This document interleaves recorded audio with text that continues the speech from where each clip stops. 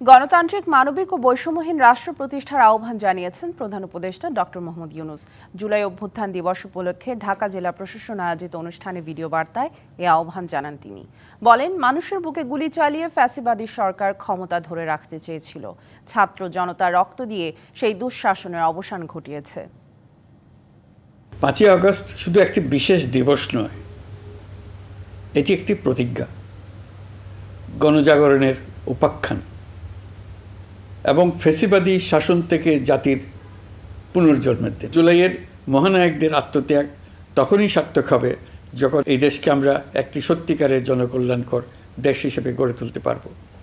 আজ আমরা কেবল অতীত স্মরণ করতে আসিনি, আমরা একটি শপথ গ্রহণ করতে এসেছি।